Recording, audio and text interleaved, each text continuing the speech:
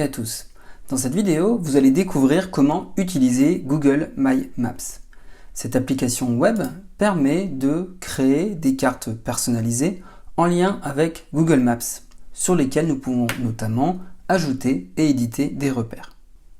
Google My Maps nous permet par exemple de créer une carte avec plusieurs étapes, notamment pour définir différentes destinations lors de nos vacances par exemple, ou encore les trajets professionnels de la journée, de la semaine.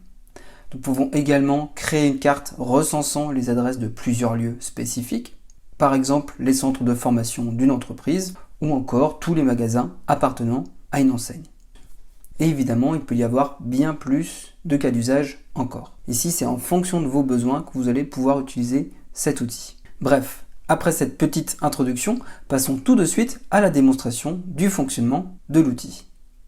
Il y a plusieurs façons de créer une carte avec Google My Maps. Soit vous allez directement sur votre moteur de recherche préféré, donc là ici sur Google, et vous tapez Google My Maps, auquel cas vous devriez avoir accès à l'URL suivante, c'est-à-dire google.com/mymaps. Donc soit vous cliquez directement sur le lien, et vous devriez arriver sur la page suivante. Alors à savoir qu'il faut évidemment être connecté à son compte Google pour accéder à cette page.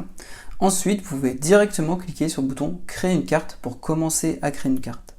Il y a une autre méthode pour créer ces cartes et mieux les organiser, c'est de directement les créer depuis Google Drive. Donc moi, c'est ce que je vous recommande de faire en fait.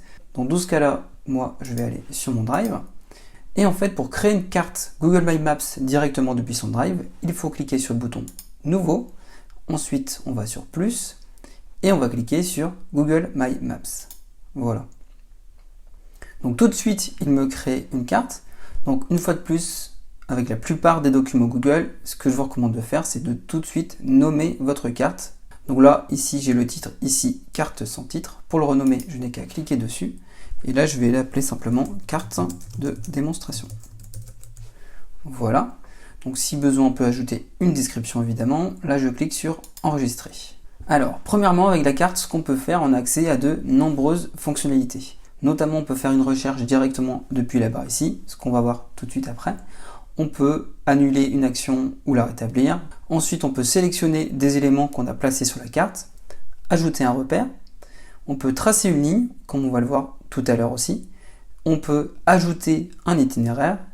Et on peut également ici, par exemple, mesurer des distances. Voilà, donc on va voir tout cela en détail. Ensuite, on peut gérer nos cartes et nos différents points par l'intermédiaire de différents types de calques qu'on va voir ici. Donc là, je vais le renommer, ce calque, je vais l'appeler calque 01, simplement ici, j'enregistre. Et comme on va le voir, on va pouvoir également importer différentes adresses depuis un fichier Sheets, par exemple. Et en dessous, on peut définir la carte de base. Donc si je clique sur la petite flèche, on a différents, en fait, ici, types de cartes. Donc soit, par exemple, satellite, comme ceci, en relief, voilà, ou encore en éléments géographiques, en ville monochrome, etc. Donc comme vous le voyez, on a vraiment plusieurs ici. Moi par exemple, dans la démo, je vais repartir sur l'exemple de la carte toute simple ici. Par exemple, si on cherche un point sur la carte, par exemple ici, je veux mettre un point sur la ville de Leeds. Voilà, j'ai directement des propositions, donc la ville de Leeds au Royaume-Uni, et j'ai également d'autres propositions qui peuvent se rapprocher ici. Donc là, c'est bien la première option qui est proposée, je clique dessus, et automatiquement, comme vous le voyez, ça me place sur la carte. Donc je vais remonter, je vais dézoomer un petit peu, donc avec la molette, à savoir que vous retrouvez les boutons de zoom en bas également ici directement, et je peux, si je le souhaite, ajouter ce point à la carte. Ce que je vais faire ici tout de suite, voilà. Donc j'ai ajouté ici le point Leeds sur la carte, donc ça fait un peu la même chose que si j'avais directement placé un repère en cliquant sur le bouton et en cliquant directement sur Leeds. Donc là je pourrais faire la même chose pour York, pour vous montrer, je vais cliquer directement ici.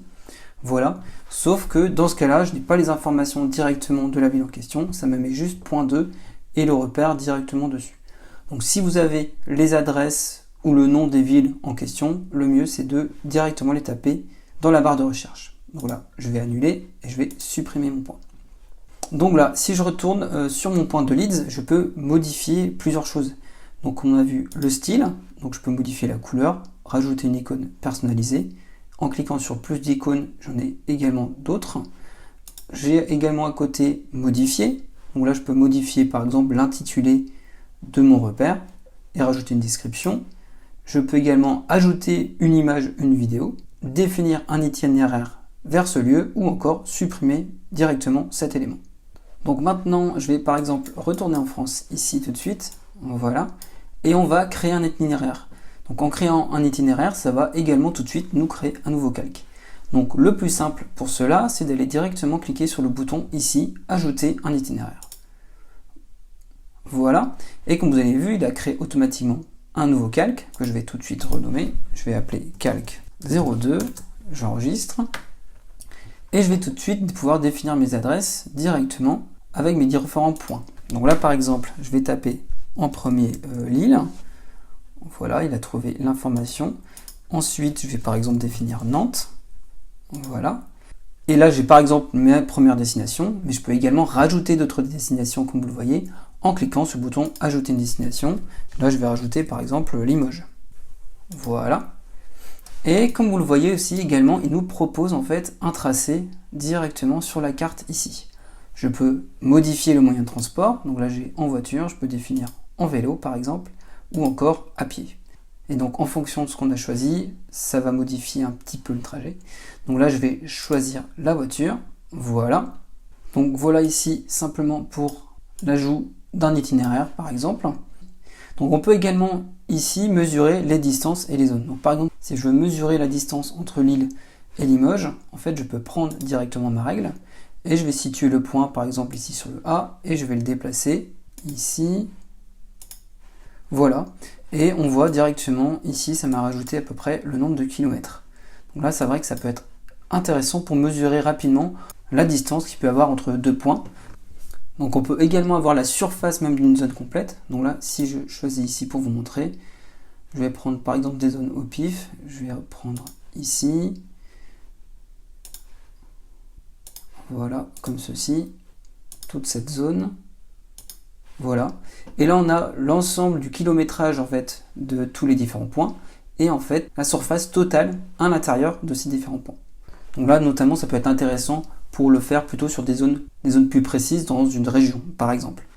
Donc voilà, en cliquant, ça supprime bien la mesure du tracé. Alors, à savoir qu'il est également possible d'importer directement des informations directement dans Google My Maps.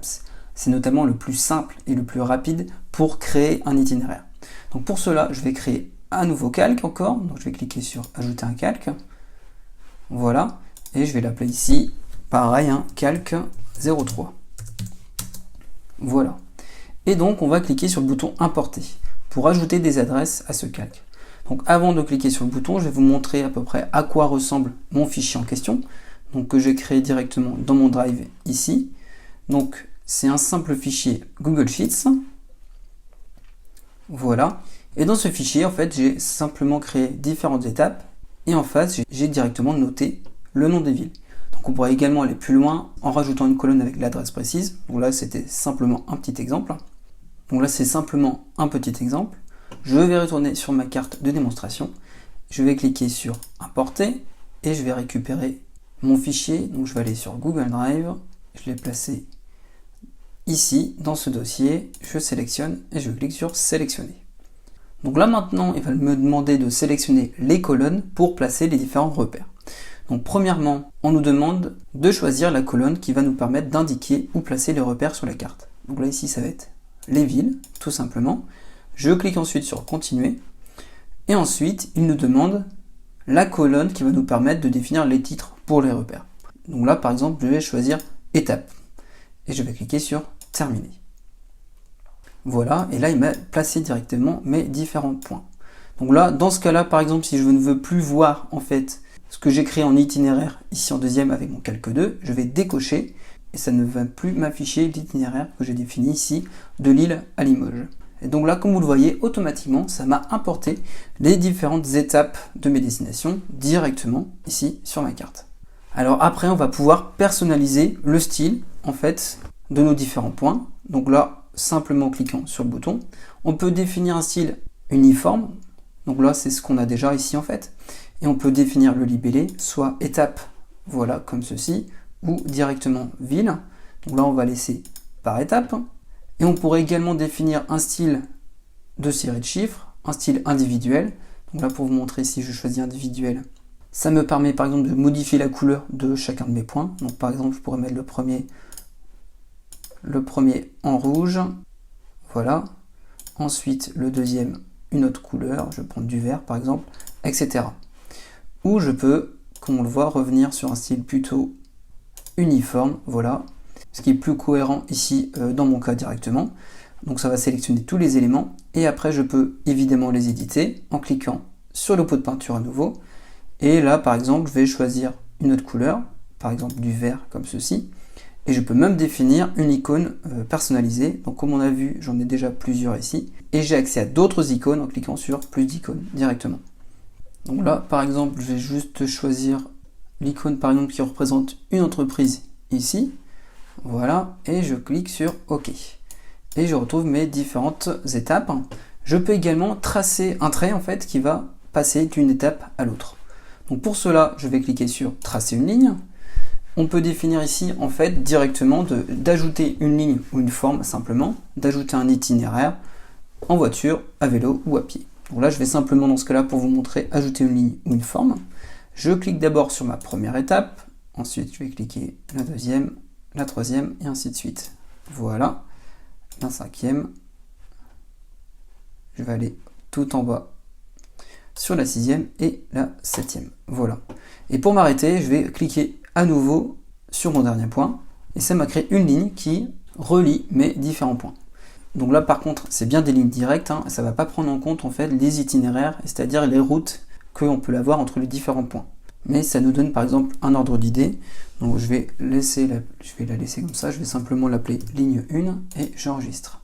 Et en fait en traçant ces différentes lignes comme ceci, on a en fait une idée du nombre de kilomètres de ce tracé, de l'étape 1 à l'étape 7. Et je peux également sur sa ligne modifier le style, c'est-à-dire la couleur et tous les autres éléments qu'on a pu voir par exemple sur le type de point. Donc voilà simplement comment créer rapidement des points avec MyMaps. Voilà, donc à vous de voir comment éditer vos points en fonction de vos besoins. Ensuite, une fois qu'on a créé un calque, on peut évidemment l'éditer en cliquant sur les trois petits points, le renommer, le supprimer, ou ouvrir le tableau de données. Voilà, comme vous le voyez, on retrouve en fait les différentes lignes que j'avais par exemple directement dans mon Google Sheets. Enfin, on a également d'autres options qu'on va retrouver tout en haut ici. Soit en cliquant sur les trois petits points, on va pouvoir ouvrir une nouvelle carte, copier cette carte, ouvrir une carte. Donc ça nous permet d'ouvrir une nouvelle carte qu'on a créée par exemple précédemment, placer cette carte dans la corbeille, définir la vue par défaut, intégrer la carte à mon site. Donc pour cela, il faut d'abord la partager et la rendre publique. On va ensuite récupérer le code qui va nous permettre de l'intégrer dans un site par exemple, l'exporter au format KML, KMZ ou encore imprimer la carte. Et enfin, ce qui est également très intéressant, donc comme on l'a vu déjà, ajouter un calque, on peut également partager notre carte et voir un aperçu. Donc pour l'aperçu, si je clique dessus, voilà, ça me l'affiche comme ceci. Donc là, ce sera la vue en fait qui va s'afficher si je le partage à d'autres personnes directement. Donc ce qui peut être intéressant notamment, c'est de créer une carte, comme on l'a vu précédemment, différentes enseignes ou lieux spécifiques, pour ensuite le partager à d'autres personnes, pour que ces personnes aient par exemple l'adresse des différents points, par exemple. Donc je reviens sur la carte ici en édition, et pour partager cette carte, je vais simplement cliquer sur partager. Ensuite, on va définir d'activer le partage de lien. Donc là, je coche ici le bouton. Donc sur le bouton en dessous, je peux définir s'il va être public, c'est-à-dire que toutes les personnes qui sont connectées à Internet vont pouvoir accéder à ce lien, ou si je souhaite que simplement quelques personnes puissent accéder à cette carte, je vais cliquer sur Partage Drive. Voilà, et ici je vais définir directement, en fait en tapant dans ma zone ici, les adresses mail des personnes à qui je souhaite partager cette carte. Donc évidemment c'est l'option que je vous recommande d'utiliser, sauf si vous avez vraiment un intérêt à partager votre carte à n'importe qui. Voilà, une fois que vous avez rajouté des personnes, il ne faut pas évidemment oublier de valider en cliquant sur le bouton ici. Voilà. Donc on a fait le tour de l'application et de toutes les fonctionnalités qui constituent cette application. Donc voilà pour ce tuto sur Google My Maps. Enfin, n'hésitez pas à liker la vidéo et à vous abonner à la chaîne pour être informé des derniers tutos sur les outils numériques ou sur des informations de life hacking. Merci d'avoir suivi cette vidéo, portez-vous bien et à bientôt.